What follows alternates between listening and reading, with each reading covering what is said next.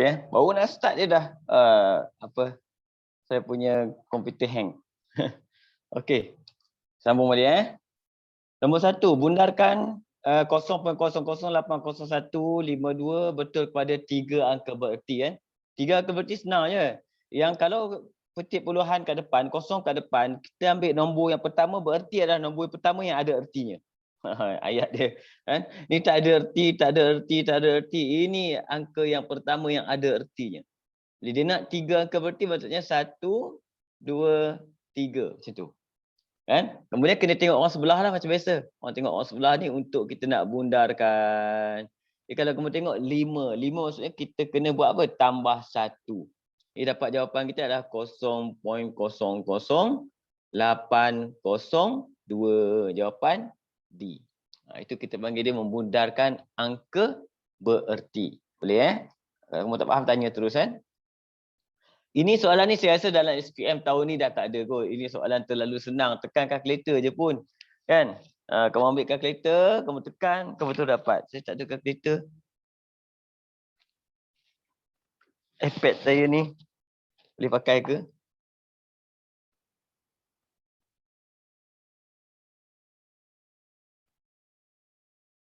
Try tengok. Mana tahu boleh pakai. 3.2. Kita pakai eksponen. Ini eksponen ni kan. Tekan ni ting. E8. Macam tu. Kamu ada kat bawah tu, ada shift kat bawah tu kan. Tambah dengan 1.05 E7. Kalau kalkulator biasa pun tak apa, dapat jawapan yang sama. Okey.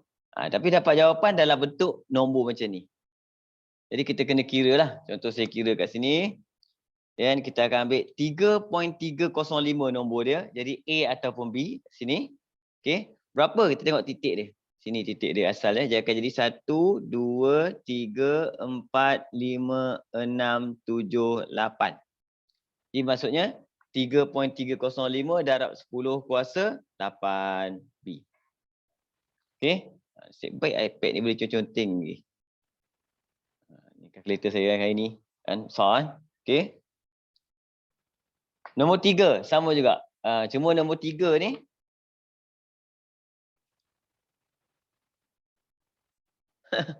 memang benda ni kita punya. Nombor 3. Nombor 3 tukarkan asas 2 kepada asas 8. Ini pun senang sebenarnya, tak payah pakai kalkulator kan. 100 11001 asas 2 kan. Sebab apa saya tak pakai kalkulator? Boleh pakai kalkulator, tapi kita takut nanti kalau dia bagi panjang sangat, kadang-kadang kalkulator tak boleh kira. Dia kena tahu juga teknik tanpa menggunakan kalkulator. Kamu kena bahagikan nombor-nombor ni kepada 3 bahagian. Bukan 3 bahagian, bertiga-tiga. 1, 2, 3. 1, 2, 3. 1, 2 tak cukup letak kosong. Bagi jadi 3. Okey. Kemudian atas kepala dia kita akan letak ini nilai dia 1, 2, 4. 1, 2, 4. 1, 2, 4. Okey. Sekarang kita dah boleh kira. Kosong tak payah ambil. Kosong tak payah ambil. Yang kita ambil apa? 1. Ni kosong tak payah ambil. Yang kita ambil 1 dan 2. Maksudnya apa? 3. Dah ada jawapan dah. Nak keluar dah jawapan tu. Okey. Kemudian yang ini kita ambil apa? 1 tak ambil, 4 tak ambil. Yang kita ambil apa? 2 sahaja. Jawapan kita 2, 3, 1. Ini cara kita tukar asas 2 kepada asas 8 tanpa menggunakan kalkulator kan. Macam pendek ni sebenarnya boleh pakai kalkulator, tapi ada setengah soalan tu dia buat panjang. Bila panjang, kalkulator tak mampu nak buat. Dia keluar math error. Kamu nanti ingat salah, rupa-rupanya betul. Okey. Bagi sebelah. Oh, kosong tu rugi kertas ni. Okay. Nanti kita recycle dalam kelas MX lagi. Tengok. Nombor 4. Okey, nombor 4 kat sini kalau kamu tengok, dia bagi soalan dia 105 asas 6 tolak 21 asas 3. Dia nak jawapan dalam asas 10. Bila dia nak jawapan asas 10, maksudnya kat sini, apa kita buat? Dua-dua ni kita tukar dulu kepada asas 10. Baru kita tolak. Kan? Macam mana nak tukar kepada asas 10? Kita naik atas kepala dia. Sini 0, 1, 2. Kita gunakan cerakin namanya. Yang ni pun sama. 0, 1. Jadi begitu tukar maksudnya ini akan jadi apa? 1 darab 6 kuasa 2 campur 0 tak payah. Yang ujung sekali kuasa 0 tulis 5 sahaja. Tak payah buat 6 kuasa 0. Terus. Okey, ini kita dapat 1 tolak. Yang ini pula kita akan ambil 2 darab 3 kuasa 1 campur dengan yang belakang ambil terus 1. Kamu ambil kalkulator terus dapat jawapan. Terus dapat jawapan. Sebab jawapan kamu tu dia terus automatik dalam asas 10. Jadi kita boleh buat macam ni 1 darab 6 kuasa 2 kita buat terus 6 kuasa 2. Okey, campur 5. Kemudian tolak dengan yang ini 6 campur 1 7. Dapat jawapan 34. Selesai. Okey. Dapat jawapan kita A. Kena ingat ini cara macam mana nak tukar kepada apa? Apa-apa asas tukar kepada asas 10. Apa-apa asas tukar pada asas 10 kita panggil teknik ni kita panggil cerakinkan. Cerakinkan tingkatan 4. Okey. Pergi soalan nombor 5. Ini semalam. Kita ada buat soalan ni lebih kurang semalam tapi gambar lain lah. Kan? Bila kamu tengok fokus kita macam mana saya cerita. Fokus bila dia bagi X saja. Kat sini contoh. Dia bagi X saja kita dah boleh tengok dah. Cerita dia ni. Ni kecil ni. X ni. Kan? Dia kata apa? Sebuah pentagon sekata dan sebuah oktagon sekata. Okey? Jadi kat mana nak buat? Cuba kamu tengok betul-betul cerita dia kat sini. Kalau kamu fokus betul-betul dekat soalan dia, kamu akan dapati bahawa benda ni sama panjang. Nampak? Ini sama panjang. Bila sama panjang, nak dapat X ni sebenarnya, kita kena dapatkan sudut keliling dia. Sudut keliling dia kat mana? Yang ini yang masalah kita nak buat. Tengok. Okey. Jadi, kita nak dapat yang bawah ni. Kan? Nak dapat yang bawah ni. Okey, tapi yang bawah tu dua-duanya adalah segitiga kaki sama. Yang kita kena dapatkan agak susah sikit lah. Nak dapat dia. Tapi macam mana nak dapat? Kalau kita dapat sebelah sini, maka kita akan dapatlah orang sebelah sini. Kalau dapat sebelah sini, dapatlah X terus. Kan? Sebab cerita dia kaki sama kecil pula saya besarkan. Jadi macam mana dapat sebelah sini? Nak dapat sebelah sini kita akan gunakan ini dan ini kaki sama juga ni sama panjang nampak. Jadi saya akan kira kepala dia saya akan dapatkan ni. Kepala sini saya akan dapatkan, Macam mana dapat kepala dia? Macam ni. Untuk yang ini adalah sudut pedalaman bagi sebuah oktagon. Yang ni. Yang ini sudut pedalaman sebuah oktagon. Yang ini untuk pentagon. Jadi kita ambil sudut oktagon tolak dengan pentagon. Okey. Dia ada formula panjang tapi saya lebih suka pakai formula pendek. Formula pendek kita pakai panjang juga tapi pendek nak ingat. Untuk oktagon 8 sisi, apa saya buat? Saya akan ambil 360 per dengan 8. Okey. Sini kamu akan dapat berapa ni? 45. Betul 45. Yang ini bukan sudut dalam, ini namanya sudut luar. Kan? Nak dapat sudut dalam 180 tolak 45. Kita akan dapat 135. Ini untuk oktagon. Ini panjang sikit jalan kerja tapi senang nak kira. Okey. Satu lagi 5. Pentagon namanya. 360 bahagi 5. Sini kita akan dapat 72. Sama kat cerita dia kita akan gunakan sudut pedalaman dia akan dapat 180 tolak 72 dapat sama dengan 108. Daripada formula ni sebenarnya. Okey. Yang ini adalah sudut luar. Ini adalah sudut luar. Ini adalah sudut dalam. Ini pun adalah sudut dalam. Okey. Boleh? Jadi kita tolak ambil ini. Tolak dengan ni. Kita dapat yang kecil ni. Nampak? Kan? Ini tolak ni. Jadi kita dapat 135 tolak 108. Kita akan dapat sama dengan 27 darjah yang ni. Okey. Dapat 27 darjah, kita boleh cari, saya keluarkan ni, gambar segitiga ni. Kita boleh cari dia punya sudut bawah dengan menggunakan formula apa? Segitiga sama kaki. Kan? Apa formula segitiga sama kaki? 180 tolak kepala. Kepala dia 27. Bahagi 2. Dapat kita punya apa? Kaki-kakinya. Dapat kaki. 76.5 itu. Apa? 76.5. 76.5. Okey, yang ini kaki dia. Jadi dapat kaki ni boleh dapat sebelah ni pula. Panjang tak cerita dia ni? Nampak soalan simple. Dapat sebelah ni pula. Okey, sebelah ni macam mana? Ni adalah oktagon punya juga, tengok. Yang ni pun oktagon punya. Oktagon punya berapa tadi kita kira? 135.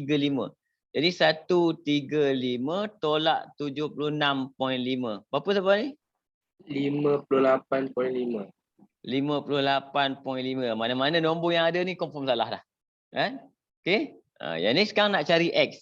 Nak cari X, kita ada segitiga tu. Yang mana kat bawah ni, kita dah kira 58.5. Jadi sebab dia sama kaki, sini pun 58.5. Jadi nak cari X dekat kepala dia adalah 180 tolak 2 kaki.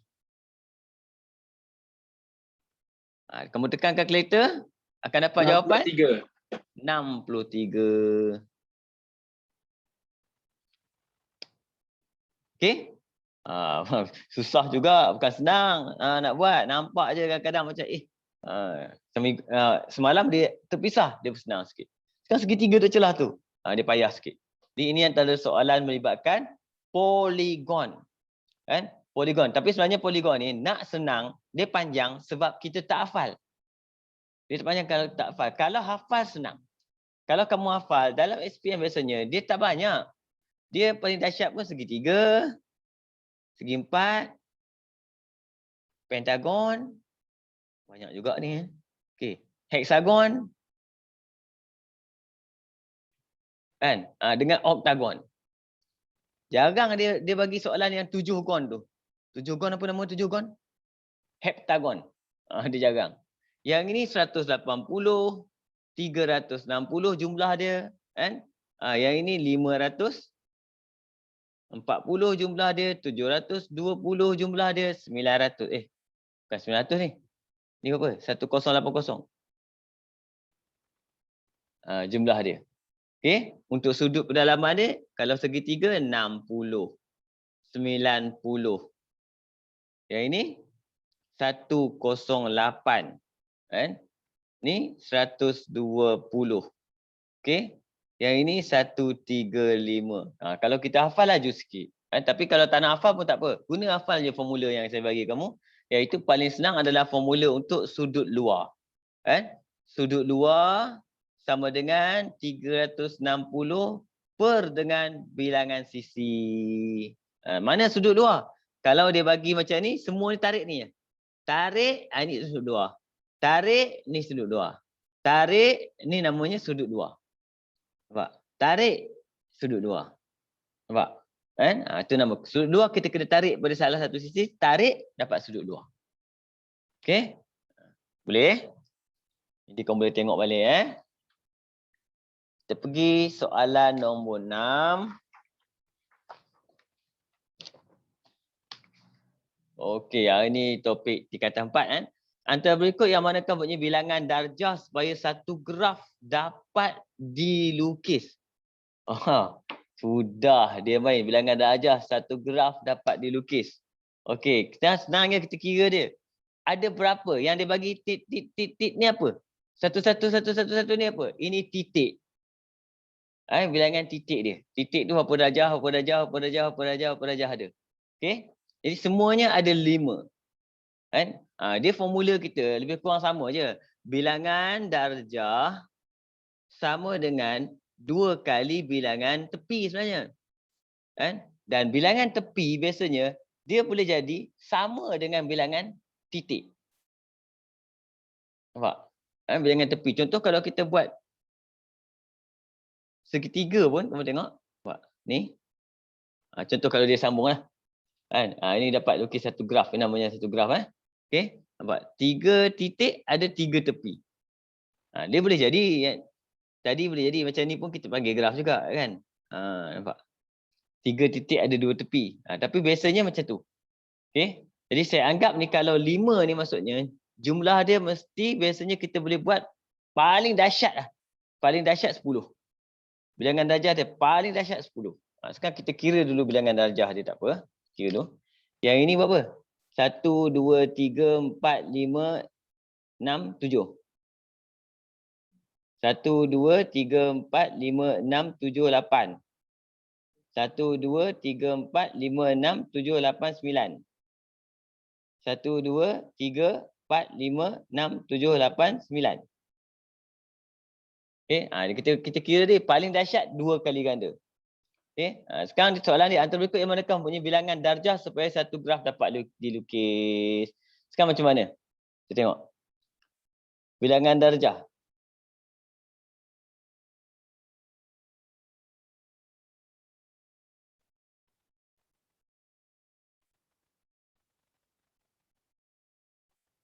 Kalau 2 maksudnya sekejap 5.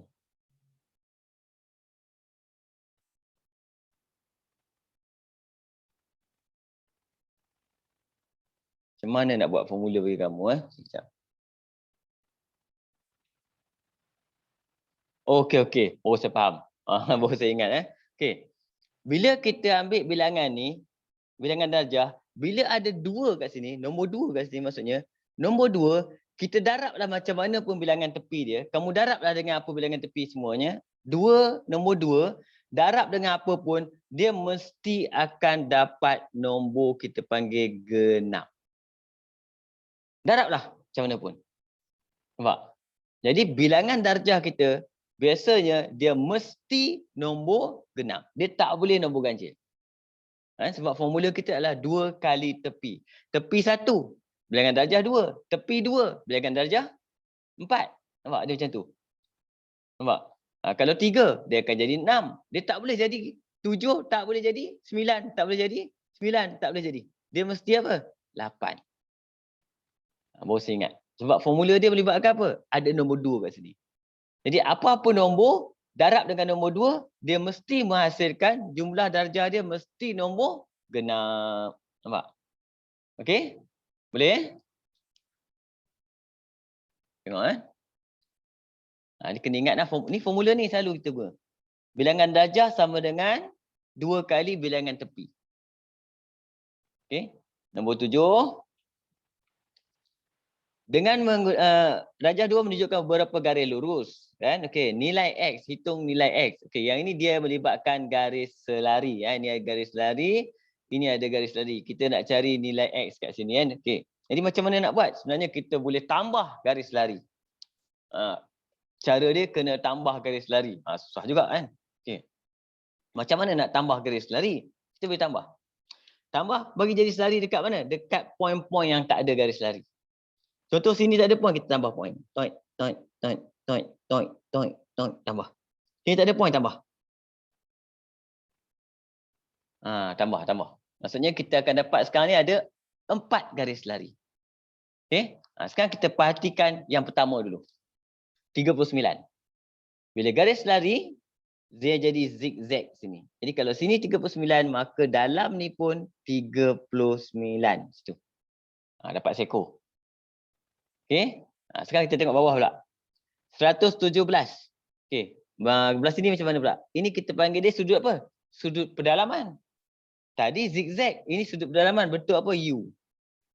Kalau bentuk U apa formula kita? Depan-depan mesti 180. Okey. Jadi dia bagi 117. Ambil kalkulator. 180 tolak 117. Kan? Dapat kat situ 63 sini. Sini 63.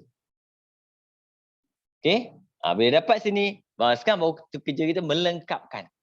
Melengkapkan maksudnya apa? Tengok yang kat sini dulu. Bulatan penuh 360. Ambil kalkulator, 360 tolak 280.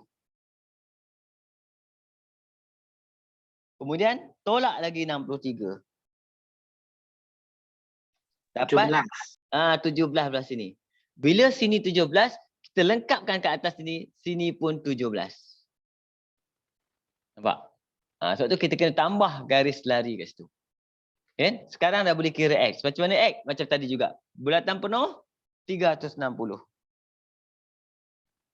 Tolak dengan 39 campur 17.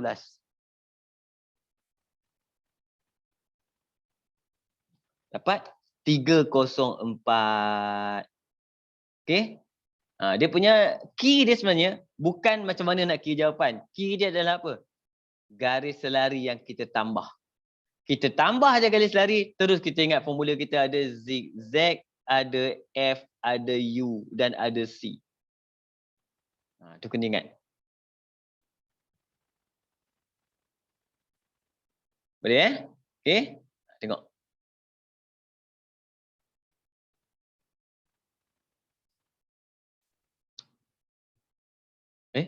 Siapa yang hilang? Tak ada. Boleh? Kita teruskan kena ingat macam mana tambah garis selari nama dia. Okey, sebelah. Nombor 8. Nombor 8 ni cerita pasal apa ni? Bulatan. Semalam kita dapat bulatan lah.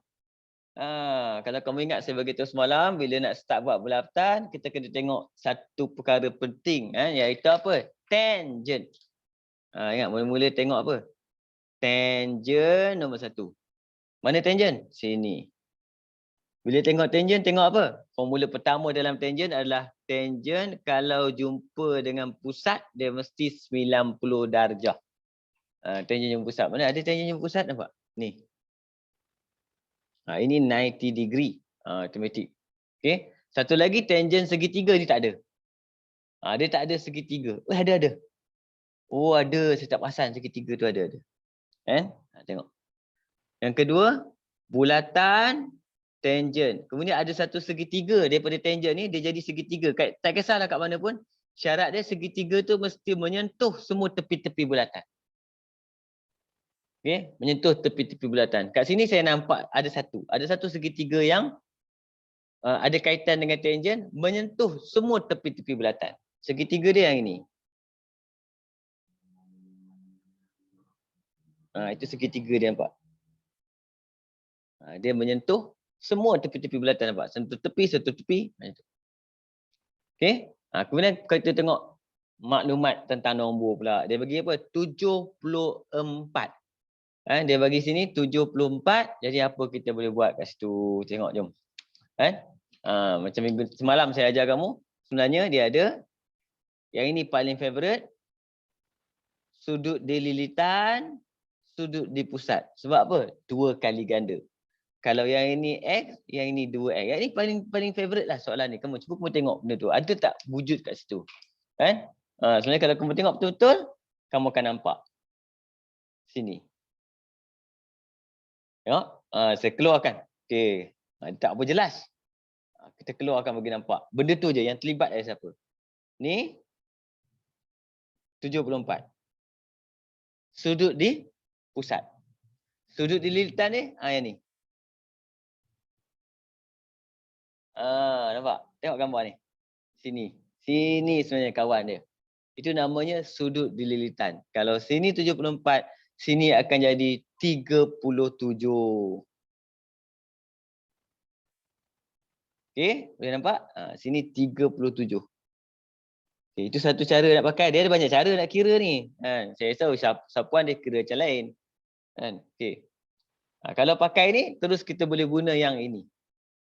Crossing maksudnya segitiga kita ini dia akan pergi sebelah bertentangan dengan dia, sama. Sudut ni dengan sudut ni sama, bertentangan. Kalau belah sini dia pergi belah sini. Contoh tengok saya ni. Sini X bertentangan dengan dia siapa? 37. Terus dapat X sama dengan 37. Itu satu cara Okey. Satu lagi cara. Ada 2 cara yang risau. Satu lagi cara, kalau pakai cara ni, kita tak guna yang 90 darjah ni. Kita pakai yang ini. Satu lagi cara, kita akan pakai yang 90 darjah. Gambar dia sama, macam tu. Kita tengok apa yang kita pakai je. Tarik ni. Okey. Sini tangent. Ini kalau pakai tangent. Kan? Sini X. Okey, sini 74 dan ini adalah jejari. Maksudnya segitiga kaki sama. Macam mana nak cari kaki dia? Senang saja kaki dia. Kita pakai apa? 180 tolak dengan 74 bahagi 2. Kita akan dapat 53 dan 53 macam tu. Okey? Bila dapat macam ni, dah boleh cari yang bawah ni. Sebab apa? Kita ada formula yang kedua kita pasal sudut di pusat dan tangen 90 darjah. Jadi yang ini kita ambil 90 tolak 53, dapat jawapan yang sama 37. Dua cara. Sebab tu dia fokus dia pada benda ni mula-mula ni. Sama ada yang ini atau yang ini. Dua-dua boleh nampak. Kan? Tapi ramai pelajar sebenarnya bila dia tengok soalan ni, dia lebih kepada yang belajar dalam form 3 iaitu kaedah ni. Tak ramai nampak kaedah ni, tapi ramai nampak kaedah ni. Betul? Tapi tak kisah. Soalan objektif. Asalkan kamu dapat jawapan yang penting. Jawapan yang penting. Boleh Okey? Itu cerita pasal apa? Biasanya pakai ni. Ni kena jaga ni. Ni, satu lagi yang segi empat tu. Yang ni tak ada. Saya tanya soalan dia. Saya akan cari. Segi empat kitaran tu. Kalau segi empat kitaran ni biasanya dia melibatkan dua bulatan. Kamu kena hati-hati kan. Sebab yang ni apa? Sudut bertentangan dia mesti 180. Ini segi empat kitaran pun banyak agak dalam soalan SPM dia tanya. Okey. Nombor 8. Kita pergi dekat nombor 9. Soalan nombor 9. Antara graf berikut yang manakah bukan pokok? Bukan pokok. Bukan pokok maksudnya dia kena ada C. apa? C? Oh ya, betul C. Saya tak perasan lah. C. Sebab apa? Yang ini kenapa dia pokok juga? Dia macam ada apa? Kitaran je. Dia tak ada titik kat tengah macam tu. Betul. Dia tak ada titik.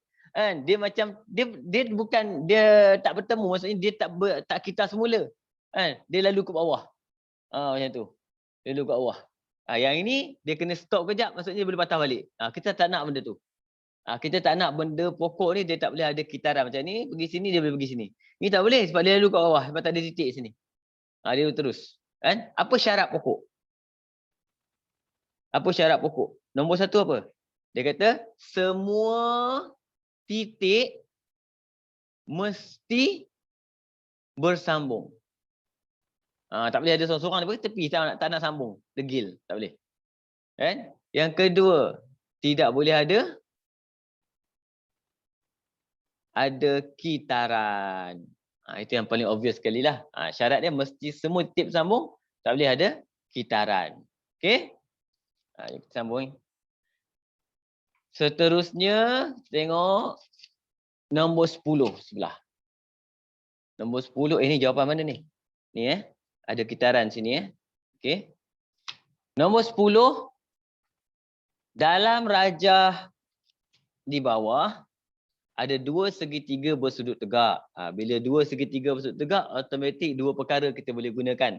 Sama ada trigo yang pakai Soh Cah Tua tu, Soh Cah Tua form 2 punya, ataupun kita boleh pakai Pythagoras theorem.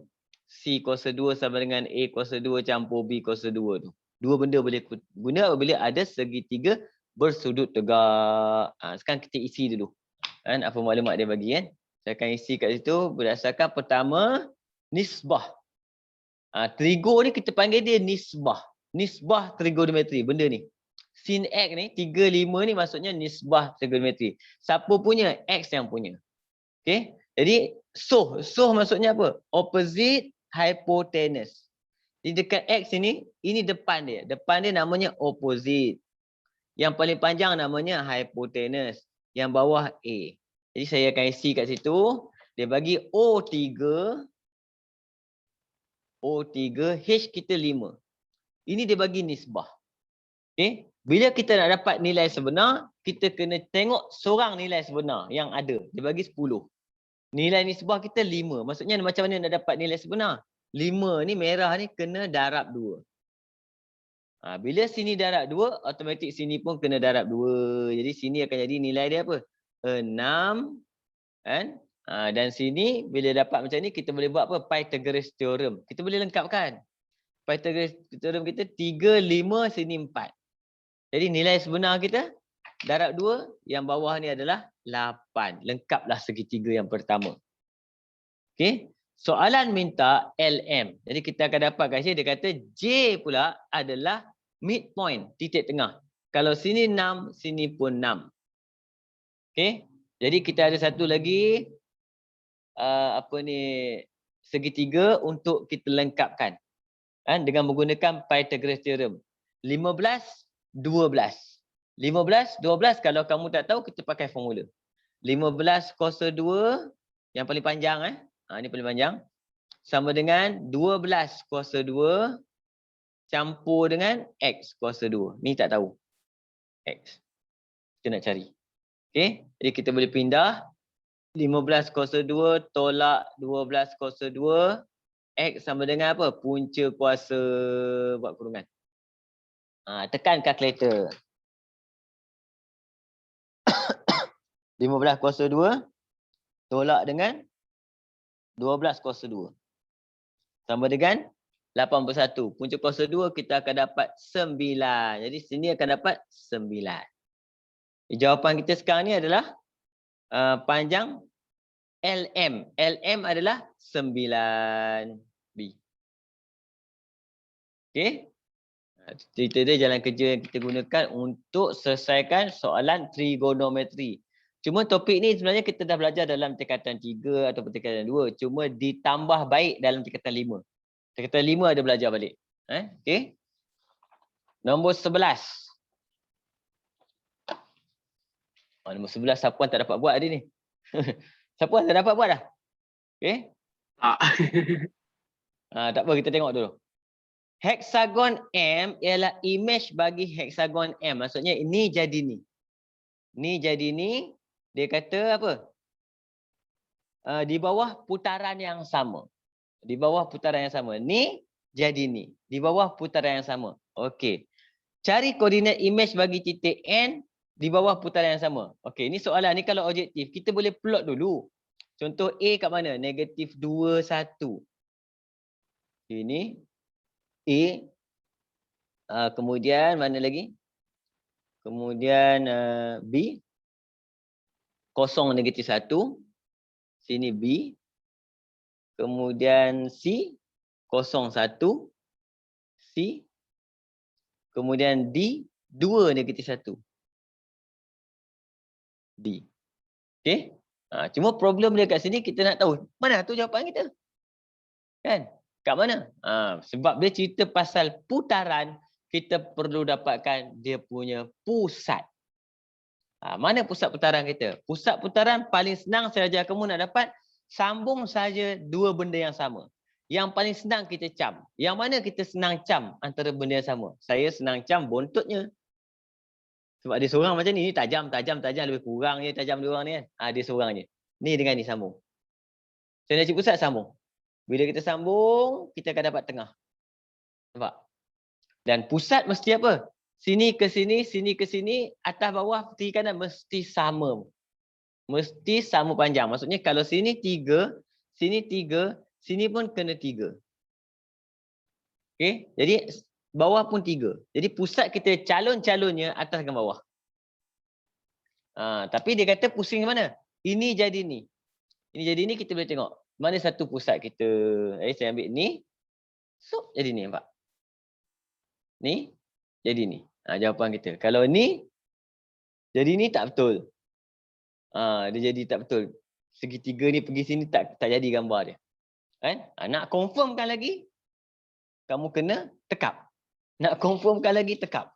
Tekap. Contoh tekap ambil kertas. Mana kertas? Itu kertas kejap. Contoh kalau nak confirmkan. Tekap je. Tekap. Tak nampak.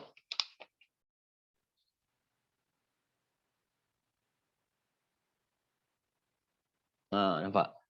Saya mana pusat saya tadi? Yang jawapan tu. Letak pen. Sing. Ngam masuk. Dia terus ngam-ngam dapat situ. Itu pusat dia. Jadi kalau pusat sini maksudnya N mesti pergi benda yang sama. Kita kena putar ke mana? Putar macam tu tadi kan? Kita putar macam tu. Betul? Kita putar lawan arah jam. Jadi kita kena putar lawan arah jam, dia pergi ke mana? Lawan arah jam. Jadi jawapan kita akan dapat C. Sebab 90 darjah lawan arah jam pada pusat yang sama. Ini kalau soalan objektif, bila melibatkan pusat, akan jaga. Pusat apa? Pusat pula. Putaran. Kamu kena dapatkan pusat. Ingat cara cari pusat? Sambung aja mana-mana dua. Dapat tengah, cari utara selatan. Yang kita dapat asal tu timur barat. Utara selatan. Kalau asal dia dapat utara selatan, cari timur baratnya. Pusat dia salah satu. Mengikut arah putaran yang soalan bagi. Okey. Yang ini kita akan belajar lagi sekali juga. Itu dalam topik kita dah belajar itu topik ni. Iaitu topik transformasi tu, kongruent apa semua tu. Nanti kita buat ulang kaji lagi. Ini juga termasuk dalam topik tingkatan 5 yang dibelajar semula. Dah belajar dalam form 3 semua, tapi ditambah baik lagi sekali. Nombor 12.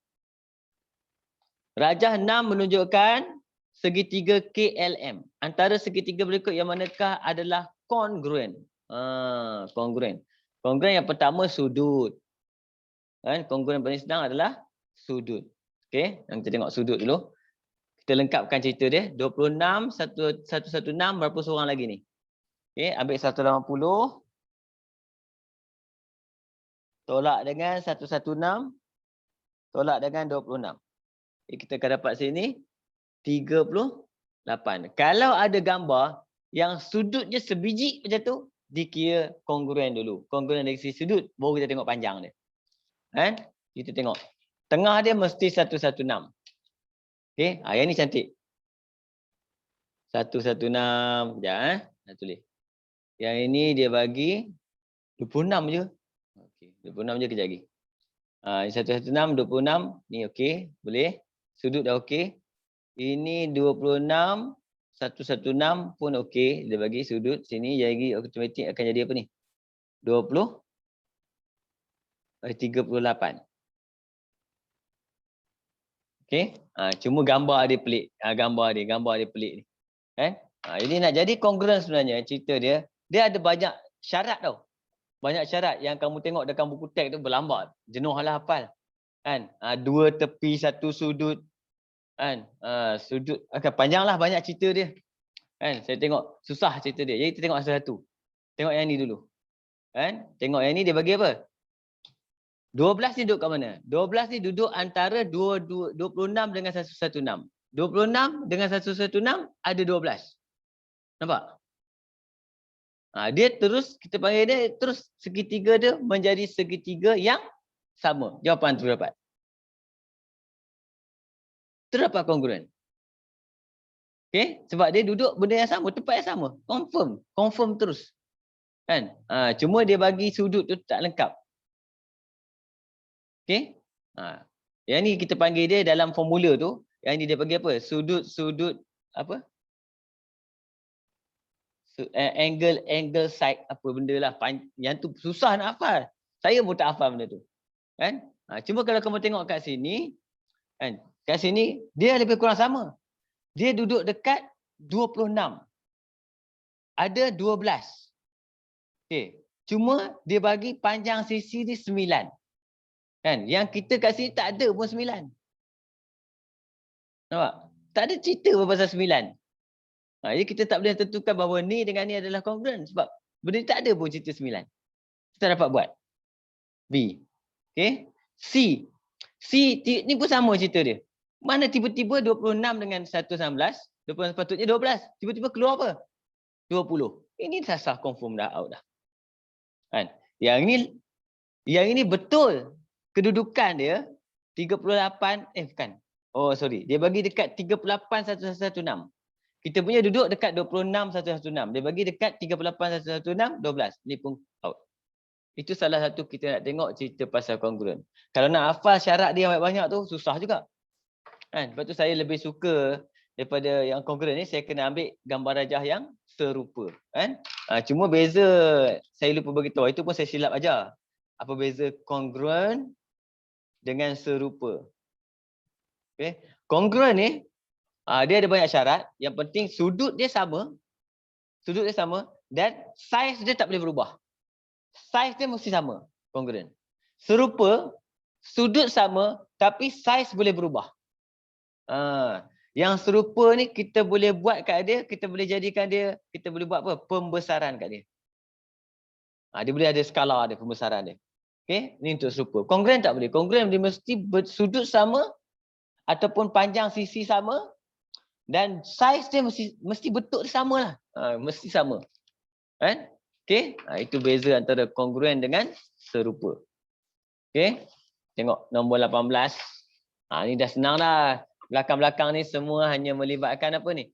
Algebra kan. Algebra saya rasa kamu boleh buat. Laju je kamu buat ni semua. Tambah soalan macam ni, tekan calculator je lah ya. Dapat exam. Tekan calculator, shift calculate dapat jawapan terus. Yang ni nombor 18 saya skip je. Yang ini pun sama cerita dia.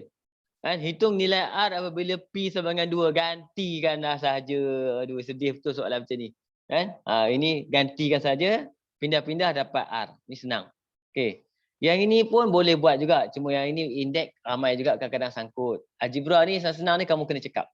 Kan? Ini kadang-kadang sangkut. Sebab dia tanya X ke atas berapa. Ini 8. Ini ada punca kuasa pula. Kan? Cara dia macam ni kita buat. Punca kuasa ni kita kena tukar di indeks dulu. Yang ini namanya 2 kuasa 1/2.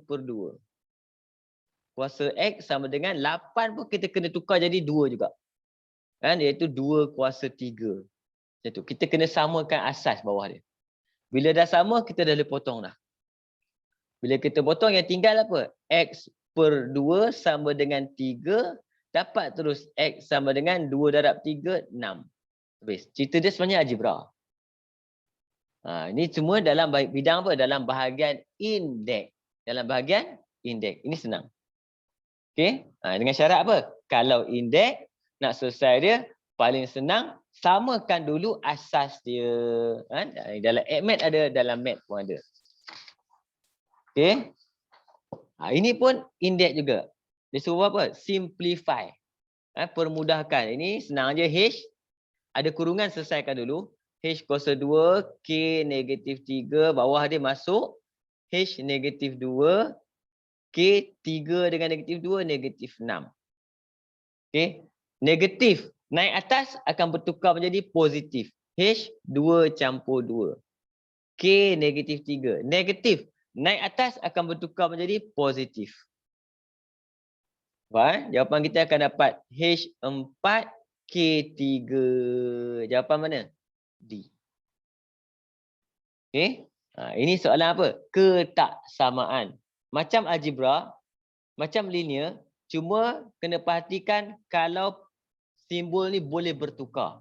Contoh sini, 5 ni pengacau, saya akan darab 5 dulu.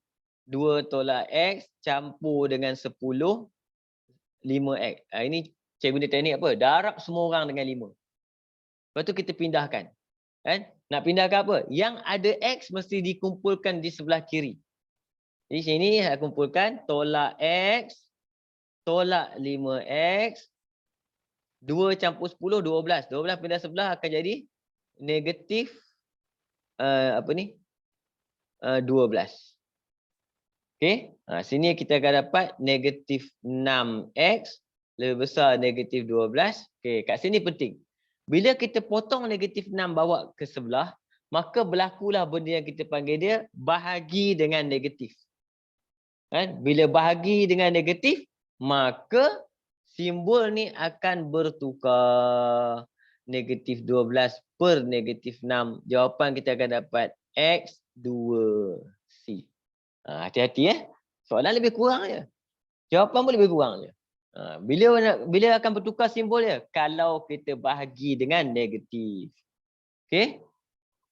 Tengok satu lagi. Soalan nombor 23 pula. Yang ini ketaksamaan juga. Ada 2. Kena buat 2 kali. Okey? Cuma kat sini kita boleh buat gunakan apa calculator. Boleh pakai kalau nak pakai. Contoh 5X tolak 8. 3X saya tak ada calculator. Saya akan guna 5X tolak 3X.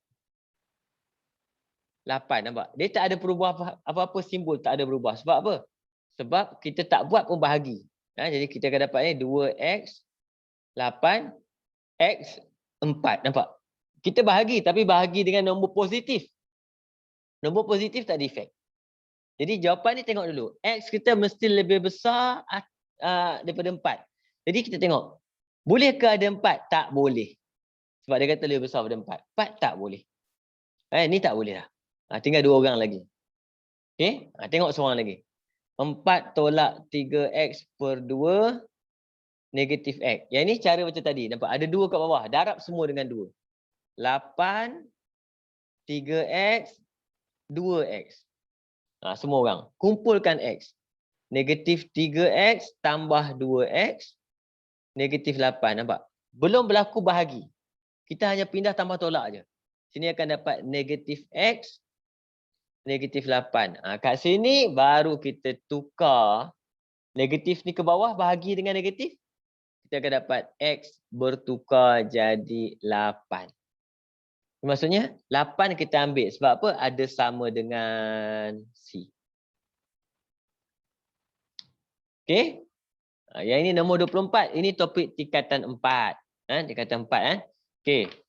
Ini graf merupakan graf batang dan daun. Graf batang dan daun, stem leaf apa diagram ni. Okey. Apa maksud batang dan daun ni? Ini maksudnya 43. 40 ada bagi maksud tu. Kalau tak bagi patutnya dia tak boleh bagi ni. Kena tahulah maksudnya.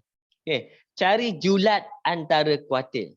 Cari julat antara kuartil. Jadi cara nak cari julat antara kuartil, kalau nak susun ni jenuh cerita dia. Nampak? Jadi saya akan gunakan sebenarnya cara dia, kita ambil dia untuk frekuensi dia. Frekuensi dia yang ini maksudnya ada 4, Ada 4, sini ada 4. Sini ada 1 2 3 4 5 6 7. 1 2 3 4 5 6 7 8 9. Okey, kemudian sini 1 2. Yang ini 1. Jumlah semua kat sini ada 10, 12, 16, berapa? 16 campur 7, 23. 23. Okey. Cara bila dapat 23, kita kena dapatkan siapa tengah-tengah. Jadi kita bahagi 2. 23 bahagi 2. Bila 23 bahagi 2, kita akan dapat berapa? 11.5. 11.5. 11.5 maksudnya tengah-tengah dia yang ke-12. Nampak? Tengah-tengah mesti yang kedua. 11.5 bunda, jadi yang tengah-tengah dia akan dapat 12. Yang ini kita panggil dia median. Orang yang ke-12. Itu maksud median. Jadi sebelah kanan ada berapa orang lagi? Sebelah kiri ada berapa orang lagi? Jadi 23 dah ambil median seorang, tinggal 22. Okey, 22 maksudnya sebelah sini ada 11 orang lagi, sebelah sini pun ada 11 orang lagi. Okey, 11 ni pula kita bahagi 2 lagi. Jadi kita akan dapat 5.5. 5.5 maksudnya kita akan bundakan jadi 6 akan menjadi orang yang tengah. Sini 12 campur 6 maksudnya orang yang ke-18 akan jadi orang tengah. Yang ini kita akan panggil dia kuartil pertama, kuartil ketiga. Ini kuartil kedua, juga dikenali sebagai median. Okey, julat antara kuartil kamu kena ambil adalah orang yang Q3 tolak dengan Q1. Jadi kita kena tengok, yang saya bulat ni adalah kedudukan. Kedudukan, maksudnya saya nak kedudukan ke berapa? Kedudukan ke-6. Siapakah kedudukan ke-6? 1, 2, 3, 4, 5, 6. Jawapan kita adalah apa? 51. 6, 51. Okey, seorang lagi kita kena ambil kedudukan ke-18. Siapa kedudukan ke-18? 1, 2, 3, 4, 5, 6, 7, 8, 9, 10, 11, 12, 13, 14, 15, 16, 17, 18. 67. 67 tolak dengan 51, dapatlah jawapan kita berapa?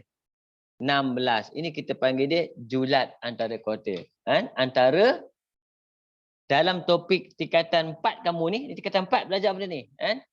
Yang paling susah adalah julat antara kuartil. Dia ada median, ada mean, sisian piawai, varian, itu susah juga boleh pakai kalkulator. Yang ni tak ada pakai kalkulator.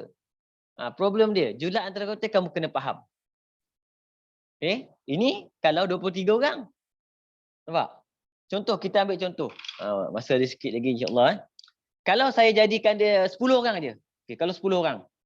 Semua ada 10 orang. Maksud campur-campur semua 10 orang. Macam mana kita nak dapatkan dia? Kita pecah dia. Bila 10, kita bahagi 2, kita akan dapat 5 tepat-tepat. Nampak? Bila 5 tepat-tepat, maksudnya sebelah kiri 5, sebelah kanan 5. Yang tengah-tengah ni median adalah orang yang ke 5.5. Maksudnya kita kena ambil nilai yang sini, ni campur. Ujung-ujung ni campur, baru kita dapat. Ni susah dia. Okay? 5 kiri senang. Kalau 5, maksudnya orang tengah yang ke berapa? Orang yang ke tengah adalah orang yang ke 2.5, maksudnya 3. Kedudukan ketiga. Kan? Ini 5, 3, kedudukan ke-8. Macam tu. Okay? Tapi kalau tak ramai, kita boleh susun. Kalau ramai macam ni, jenuh susun sampai 23 ni. Ini adalah apa? Ini adalah kuartil pertama, ini adalah kuartil kedua. Kamu kena susun, ambil kedudukan dia. Itu kita panggil dia kuartil. Ini nak dapat julat antara kuartil, dapatlah kita punya cerita dia. Siapa kedudukan ke-8, tolak kedudukan ke-3. Okey? Boleh Ini cerita pasal apa ni? Kan? Gambar rajah, plot batang dan daun. Okey? Tapi saya target untuk julat antara kuartil. Dia tak tanya batang daun, susah. Nampak? Sepatutnya dia akan tanya apa? Kotak. Kalau kotak senang. Kalau dia bagi plot kotak ni, ini selalu favorite untuk tanya julat antara kuartil. Kenapa? Sebab dalam plot kotak, yang ujung ni kita panggil dia minimum. Yang depan ni kita panggil dia maksimum. Yang titik pertama ni adalah kuartil pertama. Ini kuartil kedua, ini kuartil ketiga. Automatik kita boleh ambil tu daripada. Siapa median? Yang ni. Tengok dekat skala dia. Okey? Mana julat antara kuartil? Q3 tolak Q1 macam tu. Okey? Tapi saya pernah jumpa dalam kertas 2, dia bagi batang daun, dia suruh buat kotak dulu baru buat julat antara kuartil. Panjang juga cerita dia. Dia suruh buat kotak dulu. Nampak? Itu beza dia kan. Okey? Soalan. Terus, besar betul nombor 25 ni. Last. Diberi bahawa mean dan varian bagi satu set data ni masing-masing adalah 4 dan 9. Maksudnya mean dia sama dengan 4, varian dia sama dengan 9. Yang ni pun tingkatan 4. Kamu belajar dalam tingkatan 4 kan? Okey. Cari mean baru dan sisian piawai baru bagi data 10 tolak X1, 10 tolak X2, 10 tolak X3, 10 tolak X50. Kan? Maksudnya dia buat apa? Dia jadi apa sini? Dia tolak semua. Dia bagi 10 tolak dengan nombor-nombor tu. Okey? Jadi kalau jadi macam ni cerita dia, apa kita buat? Untuk mean, dia akan follow benda yang sama. Mean dia akan ikut benda yang sama. Kan? Mean. Kalau dia kata suruh kita tolak, kita pun ikut. Contoh. Contoh macam ni kan, dia kata apa? 10 tolak data. Jadi kalau mean dia 4, mean baru akan jadi 10 tolak mean lama. Dia akan follow cerita dia. Dia dapat jawapan dia 10 tolak 4 dapat 6. Itu mean baru kita. Jadi jawapan kita antara A ataupun B. Okey, sekarang tinggal apa? Tinggal satu lagi apa? Sisian piawai. Sisian piawai. Dia bagi varian. Sisian piawai adalah punca kuasa 2 varian. Sama dengan 3. Okey. Untuk sisian piawai, dia tak ada efek tambah tolak. Tambah dengan tolak, buatlah macam mana pun dia tak ada efek. Dia gelap je. Tapi kalau cerita dia perubahan dia berkenaan dengan darab atau bahagi, dia efek. Yang ini yang ada efek siapa? Ini darab bahagi maksudnya efek sisian piawai. Sisian piawai ada efek untuk darab bahagi. Okey? Imam Ahmad ni tambah tolak. Kalau mean ni, mean, median, mod semua ni, dia sapu bersih. Apa saja orang buat dia ambil. Darab, tambah, tolak, darab, bahagi, semua dia sebat. Dia ikut segala-galanya. Ini namanya 3 ekor ni yes to all. Ini degil. Tambah tolak tak main, bukan geng aku. Yang geng aku hanyalah darab atau bahagi. Boleh faham? Okey? Okey. Okey kamu try lah nanti kan. Yang mana susah tu nanti kita akan kamu kena tanyalah nanti, minta lah. Okey, minggu depan insya-Allah kita ada 1 kali lagi. Minggu depan kamu dah tak cuti sekolah dah, kamu dah start PDPR pagi. Kan? Tapi sebab tu saya buat 1 Ahad juga. Kalau ada kelas tambahan kamu beritahu awal, kita boleh adjust jadual kita. Sebab saya janji kamu untuk buat 10 slot sebenarnya. Program cuti sekolah ni dia ada sekali lagi nanti. InsyaAllah. Kalau ada lagi permintaan saya akan buat lagi. Kan? InsyaAllah. Okey? Kamu boleh beritahu sebab saya memang hujung minggu saya memang sediakan untuk seminar ulang kaji saja.